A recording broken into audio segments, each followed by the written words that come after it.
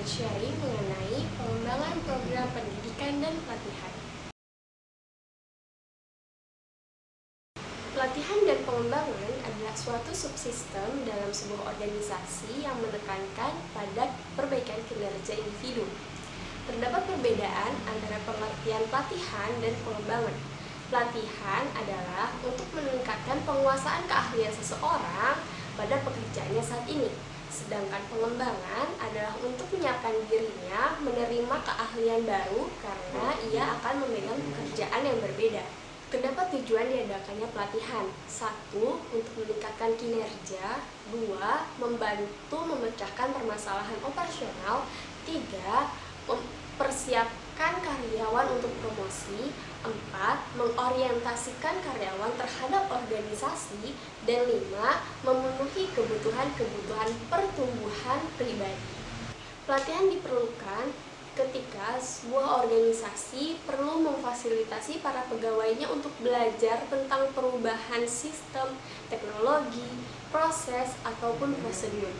Namun, untuk menentukan kapan sih pelatihan itu benar-benar dilakukan, terdapat 4 kuadran untuk mengidentifikasi masalah kinerja.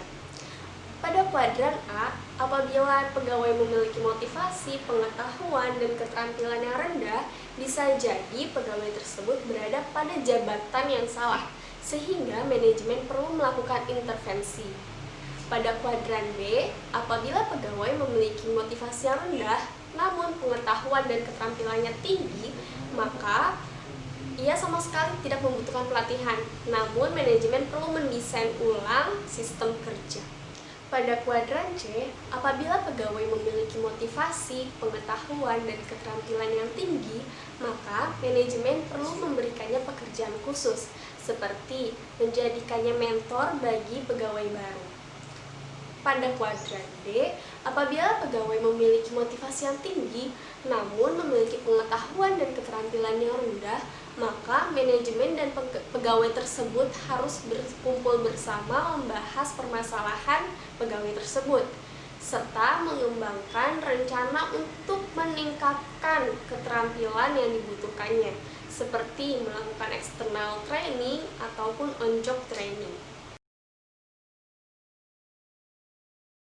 Dengan bergantinya makna dari pelatihan dan pengembangan, yaitu organisasi mulai mengenal kerja kelompok untuk meningkatkan kualitas organisasi secara berkelompok, sehingga organisasi mulai mendesain ulang pelatihan dengan menggunakan pendekatan holistik dan sistematik, serta lebih berfokus pada proses dibandingkan fungsi. Melalui organisasi belajar, diharapkan para pegawai dapat melakukan perubahan secara nyata, secara sadar, terus-menerus, dan lebih berkualitas, mulai dari perencanaan hingga pelaksanaan dan pengawasan, sehingga mampu meningkatkan kualitas kerjanya. Terdapat banyak macam model pengembangan program pelatihan yang dapat digunakan. Salah satunya adalah model EDI. Model EDI memiliki 5 tahap, yaitu A. Analisis atau analisis kebutuhan merupakan suatu proses mengumpulkan informasi tentang kebutuhan organisasi yang mungkin dapat diatasi melalui penyelenggaraan program pelatihan. D. Desain, yaitu kegiatan mendesain program pelatihan yang akan dilaksanakan. Pada saat ini kita akan menggunakan model Dig and Carry. D. Development, yaitu pengembangan program pelatihan atau pengembangan bahan pelatihan. I. Implementation, yaitu pelaksanaan program pelatihan yang telah melalui proses desain dan pengembangan program pelatihan.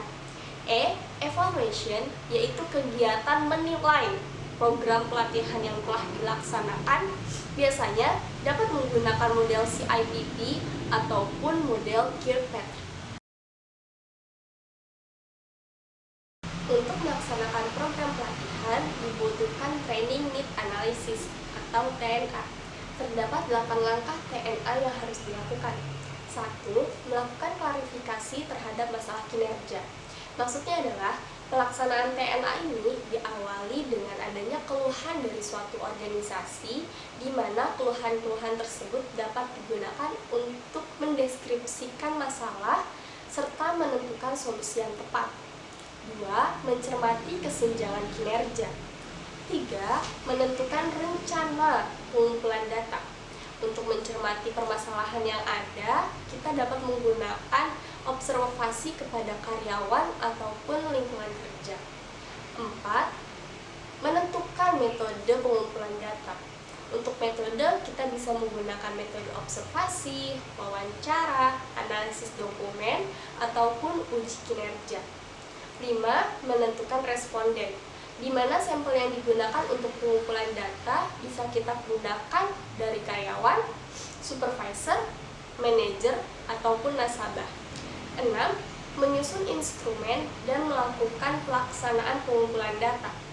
Nah, untuk instrumen yang digunakan terdapat 3 pilihan, yaitu skala nilai, checklist, atau panduan wawancara.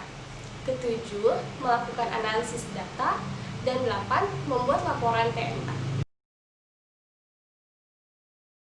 Dikarenakan model desain program pelatihan yang digunakan adalah model Look and Carry, maka terdapat 7 langkah yang harus dilaksanakan, yaitu menentukan tujuan instruksional umum, menentukan tujuan instruksional khusus, melakukan analisis instruksional, menganalisis karakteristik peserta dan konteks pembelajaran, membuat strategi pelatihan, membuat bahan pelatihan, serta membuat instrumen tes pelatihan. Bahan pelatihan adalah sarana atau media yang memuat materi pelatihan untuk dipelajari oleh peserta pelatihan. Pada saat pemilihan bahan pelatihan, kita perlu memperhatikan karakteristik bahan pelatihan tersebut dan kompetensi apa sih yang akan dicapai pada pelaksanaan program pelatihan. Terdapat 7 macam jenis bahan pelatihan yang dapat digunakan, yaitu media cetak. Media cetak merupakan bahan pelatihan yang sering digunakan. Contohnya ada handout, buku cetak, buku manual, brosur, poster, leaflet, dan booklet. Kemudian realia atau benda nyata merupakan bahan pelatihan yang menggunakan benda nyata dilakukan oleh instruktur untuk menyeragamkan pemahaman peserta pelatihan.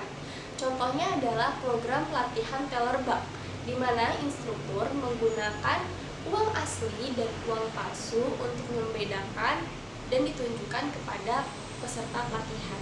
Kemudian model dan simulator. Bahan pelatihan ini digunakan untuk mewakili benda sesungguhnya.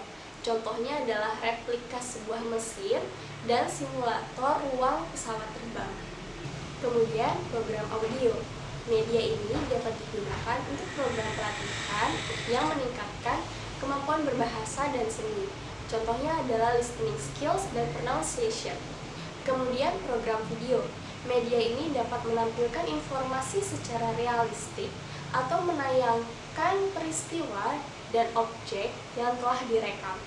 Program multimedia merupakan media yang dapat menampilkan suatu gabungan beberapa unsur seperti gambar, video, audio, visual, dan animasi secara terintegrasi.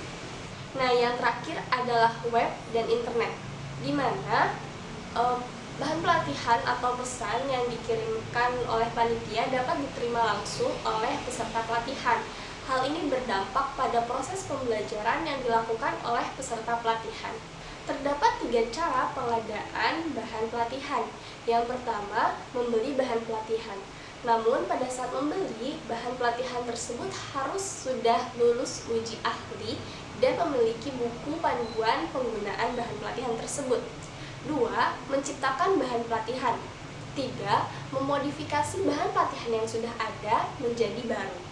Selain itu, terdapat prinsip pemilihan bahan pelatihan, yaitu akurasi isi bahan pelatihan, kesesuaian bahan pelatihan dengan silabus dan kurikulum, kemampuan bahan pelatihan untuk memotivasi belajar peserta, kondisi kualitas bahan pelatihan, dan kelengkapan buku manual penggunaan bahan pelatihan. Implementasi Implementasi program pelatihan adalah usaha mewujudkan suatu program pelatihan yang telah didesain dan dikembangkan. Implementasi program pelatihan berkaitan dengan instruktur dan metode pembelajaran yang digunakan dalam aktivitas pelatihan. Instruktur yang memiliki kompetensi yang baik pasti memiliki karakteristik seperti berikut ini. Selalu siap melaksanakan presentasi, senang memberikan informasi, menggunakan bahan pelatihan yang terbaik, mampu menarik perhatian peserta pelatihan, selalu membantu peserta pelatihan untuk mencapai tujuan pelatihan, dan selalu menutup sesi dengan perasaan senang di hati para peserta pelatihan. Selain itu, instruktur harus menguasai metode pembelajaran. Terdapat banyak macam metode pembelajaran yang dapat digunakan, namun harus disesuaikan dengan tujuan program pelatihan serta sasaran pelatihan. Nah, metode pembelajaran yang dapat kita gunakan itu ada kooperatif, pemecahan masalah, penemuan, diskusi, tutorial, demonstrasi, dan presentasi ataupun latihan berulang. Setiap program pelatihan pasti akan melaksanakan evaluasi program pelatihan untuk menilai kegiatan program pelatihan yang sedang dijalankannya. Terdapat tujuan dari evaluasi program pelatihan, yaitu untuk mengetahui efektivitas dan efisien program pelatihan, untuk meningkatkan kualitas program pelatihan, untuk memutuskan keberlanjutan program pelatihan, dan untuk mengetahui dampak penyelenggaraan program pelatihan terhadap kinerja seseorang dan organisasi. Terdapat langkah-langkah evaluasi program pelatihan, yaitu menentukan tujuan pelatihan, menentukan fokus pelatihan, menentukan responden, menentukan metode pengumpulan data, melakukan pengumpulan data, melakukan analisis data, dan menyusun laporan evaluasi. Terdapat dua model evaluasi program yang dapat digunakan, yaitu model CIDP, dimulai dari menilai konteks, kemudian input, proses, kemudian produk. Dan model Kirkpatrick memiliki 4 tahapan, yaitu tahap reaction, tahap learning, tahap behavior, dan tahap result. Nah, mudah-mudahan video ini dapat memberikan manfaat bagi kita semua. Terima kasih telah menyaksikan. Assalamualaikum warahmatullahi wabarakatuh.